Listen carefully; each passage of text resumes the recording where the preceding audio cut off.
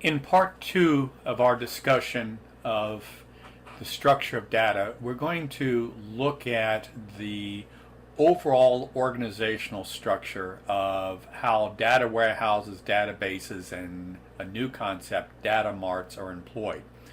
So again, a refresher, data warehouses are not that old. They're only about 25 years old. They were first conceptualized in 1990 by Bill Inman when he published a paper called Building the Data Warehouse. So by definition, in Bill's paper, he described it as a subject-oriented, in our case, student records or airline tickets on southwest.com or Amazon. It's logically integrated. It's time variant, which means it's receiving data and information from various databases over a given amount of time. But it's a non-updatable collection of data used in support of management decision-making processes, which means that the data warehouse itself is a repository of information of data coming in from databases that then are being managed in real time. So again, subject-oriented. Is it about customers, patients, student, products? It's integrated. It has a data structure. It has a data dictionary. There are encoding structures. The fields, the rows, the records are set up. There are multiple data sources, multiple databases feeding into it. It's time variant, meaning that we can study trends and changes over time, which is extremely important. Think about that from a marketing point of view, understanding trends and consumer behavior. Non-updatable, again, meaning it's read-only. It's periodically refreshed from the underlying sources of data. On the other hand, in a few slides, we're going to look at the data mart. A concept is a type of data warehouse, a subset that is so much more limited in scope. So the next slide is one of the most important, and it describes the overall structure of data within the organization. This is a slide I really would like you to take some time to study, and let me go through it. Because this is a beautiful graphical representation of everything that is covered in the chapter and in our discussion of the organizational structure of information. We call this the corporate information factory and web environment. So at the core of this is our EDW, which is the enterprise data warehouse. So again, whether we're Amazon or whether we're Southwest Airlines or Penn State University, at the center is our enterprise data warehouse. From that data warehouse, you can see we have departmental data marts, again, which are feeding off of the enterprise data warehouse, which are much more specific to a subject. In this case, it's a corporation where we have a warehouse for marketing, one for accounting, one for finance, and one for sales. Also, later in this course, we see DSS applications, which stands for Decision Support Systems Applications. Those decision support systems may include business intelligence, which we'll talk quite a bit about, CRM, customer relationship management, e-commerce, and ERP reporting, which stands for enterprise resource planning. All of those DSS applications we will be talking about in some detail. On the left-hand side of this information factory, we see the external environment. We see the internet, and we see our customers logging in through firewalls, which helps secure, prevent breaches into our information system. Because at the end of the day, data and information is the most valuable resource our company or organization or government has, so it must be protected with firewalls. As people log in and as information comes in, again, we look at the web environment, and we will be talking about this a little bit later on. We'll be talking about cookies and session analysis and web logs and all of those things that help us maintain an environment with the outside world and transactional processes. We look up then the information coming from the web environment can flow into the enterprise data warehouse. And from there, it can flow into our departmental data marts. Also, we're going to talk about a concept briefly, ETL, which stands for Extract, Transform, and load, a very important process to handling the data coming in from all of these various sources before they actually are written into our enterprise data warehouse. So again, this graphic, very important. It simulates the structure of this course. It introduces some very important concepts, and I certainly would advise you can even stop the movie and take a look at this, refer back to this throughout the rest of the course, because I will be coming back to this slide. With the advent of larger corporations and the ability to collect and store more data, it was obvious that we needed something. There needed to be an integrated company-wide view of high-quality information. And prior to 1990, we really didn't have that. Organizations really tried to operate with disparate databases, and it wasn't efficient, and it really didn't give us an overall view of our business, of our customers, and it certainly didn't provide us with really good strategic real-time information. And we also needed a separation of operational and information systems for better improvement of corporate performance. Obviously, operational systems were those systems that were handling the transactions, our customers coming in and purchasing things, our supply chain management, managing our warehouse, managing logistics. But we also needed informational systems, the analytical part of the system, the online analytical processing systems that would allow us in real time to look at how our operation was running. So that was a need, a real need for data warehousing. One, to get an integrated view, and two, to separate the operational from the informational systems to run an effective business. Now that we understand the need for data warehouses, what are some of the benefits of the development of data warehouses for industry and for people who have to make strategic decisions? So this would be a wonderful question on the quiz, is to discuss some of the benefits of a data warehouse. And here they are. First of all, more accurate predictions of customer demand based on the use of trend analysis. Remember, data warehouses allows us to look at trends through looking back at the history of data, looking back at the history of the collection of information within our organization and analyzing the trend analysis through the storage of historical data. Very important. Two, the responsive improvement in direct marketing campaigns through the use of household information. Again, who are we marketing to? Are they people that really do need our products and services? Look at Amazon. Collecting information, collecting our clickstream, profiling what we buy. Are we really marketing to the correct households? Are these people going to purchase our products and services? The presidential campaigns are doing the exact same thing. They are looking at data warehousing, they're looking at the demographics so that they can more accurately then approach potential voters to go out in November and vote for the candidate. Thirdly, demographic and current customer analysis. Who are our customers? What do they want? How many products are they returning? Are there problems? Are there issues with the products and services? Are there potential for new products and services? How are the demographics of our customers changing over time? All of these questions can be answered through data warehousing, which is essential to marketing. Fourth, the improvement of vendor relations and price reductions. You look at Walmart and how Walmart uses their data warehouse.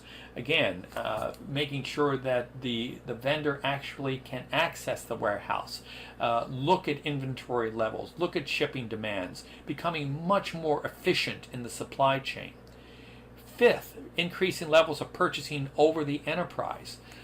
We will look at this through a case study with Nestle, whereby we may have several divisions purchasing the same thing. In the case of Nestle, it was cocoa beans.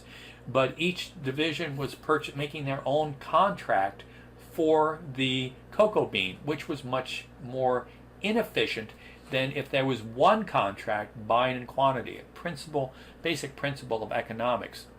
And lastly, significant savings from improved data quality across the enterprise.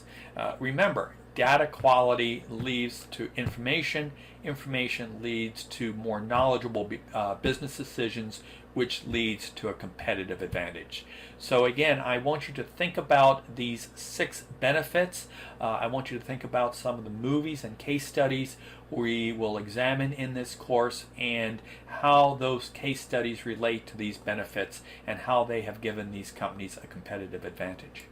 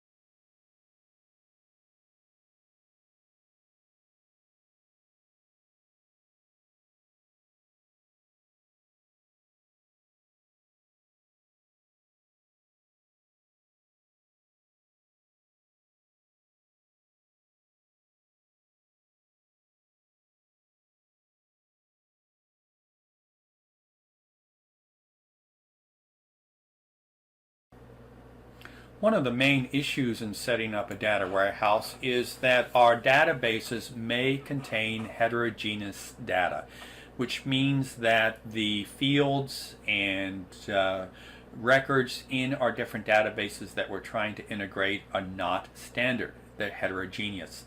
Let me give you an example. Banks.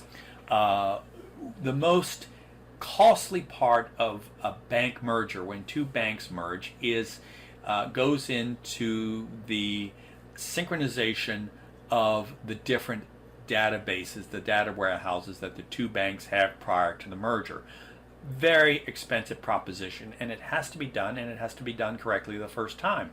Obviously, when your bank merges and you go in on payday and you log into your account, there's an expectation that your balance is correct, that you can access your account, that the transactions are there, that the deposit has been made.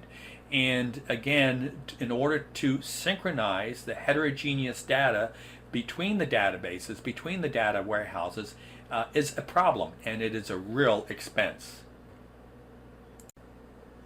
So let me reiterate and emphasize the difference between these 2 types of systems, the operational system and an information system. Very important.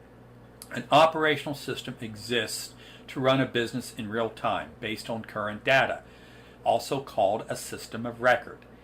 In other words, you go in, you buy a book, you register for a class, you book an airline ticket.